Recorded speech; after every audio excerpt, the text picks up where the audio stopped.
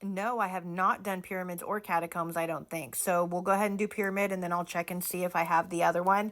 If y'all are new here, my name's Sandra. I have a set of encyclopedias from 1927. We are going over random stuff. You can look through the videos. We've gone through tons, or leave me a comment if you want me to look something up. Pyramid, a massive structure of masonry peculiar to Egypt, though somewhat similar structures have been found in Mexico, Nubia, and elsewhere. The pyramids of history and literature are confined to Middle Egypt. They are tombs standing in ancient cemeteries. There are 5 groups, all in the west bank of the Nile, beginning at the old burial ground in Gizeh, opposite Cairo, a few miles above the beginning of the delta. They extend south for 60 or 70 miles. There are about 40 pyramids in all. The most notable group is that of, I don't know if it's Gizeh or Giza. It consists of 3 large pyramids and several small ones. The largest of all is the so-called Pyramid of Cheops.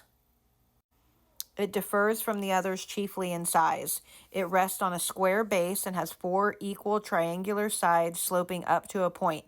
The Great Pyramid, as it is also called, is without doubt the largest structure ever built by man.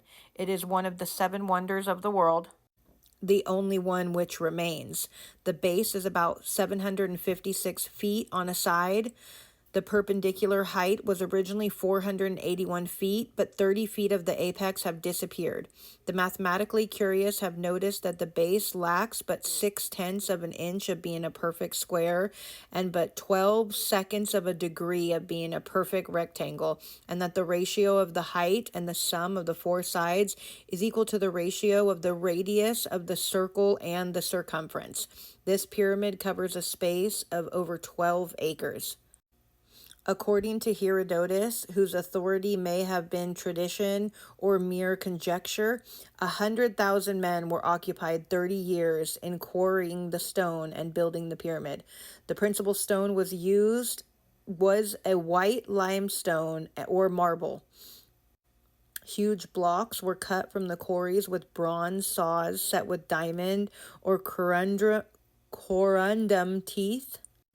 Some sort of hoisting machinery was used, no doubt, for handling the blocks, but no information on this head has come down.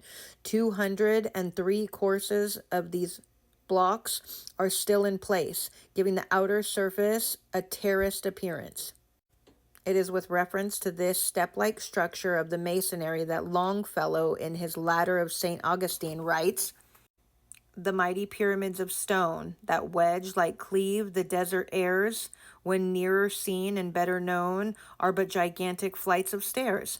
The blocks employed in the lower course are 4 feet 10 inches high. Each block weighs over 50 tons. Yeah, there's no way. There's no way that man just did this on their own. They are fitted together with such exactness that the joints can hardly be detected. When completed, the outer surface was finished with smaller stones and mortar, but this casing has fallen away, leaving the terrace in view. It is estimated that the entire edifice contained over 143 million cubic feet of masonry. A passage about 4 feet high and 3 feet and 1/2 in width enters the northern face of the pyramid about 49 feet above the base. It slopes slightly downward until it reaches a chamber 321 feet from the entrance. This chamber is 46 feet long by 27 feet wide and 11 and 1/2 feet high. It is lined with polished slabs of red granite. Single slabs reach from the floor to the ceiling. It is roofed with 9 large slabs, highly polished and joined closely together. This chamber contains a sarcophagus of red granite, nothing else. It is conjectured that it was the burial place of the great Cheops, but that his wooden coffin and mummy have been removed.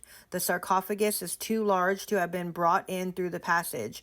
It must have been put in place when the pyramid was in process of erection. This chamber is in the living rock beneath the foundation of the pyramid. The passage is continued beyond the chamber over 50 feet through the rock without apparent purpose. A branch from the main passage leads off in a slightly upward direction toward the center of the pyramid. It also has several branches terminating in chambers. 2 of these, for what of better names, are known as the King Chamber and the Queen Chamber, respectively.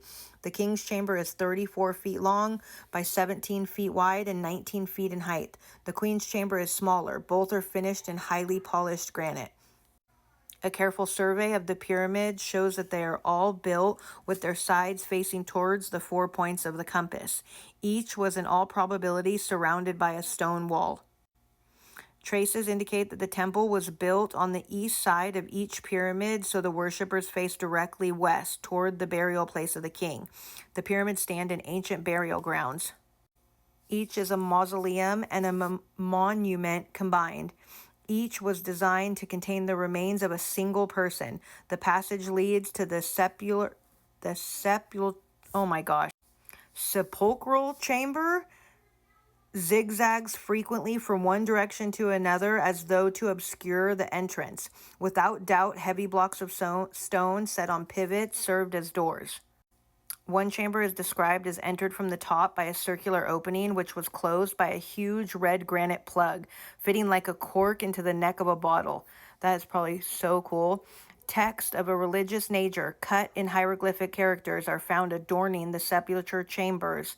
It is impossible to assign dates with any degree of accuracy, but it is believed that the period of pyramid building extended through 20 centuries and that none were built later than 2500 or 2000 BC. See Egypt. And then there's a picture that's a painting of building the pyramids from the painting by G. Richter. And it says See Egypt, which I did earlier. It's in a 2-part video.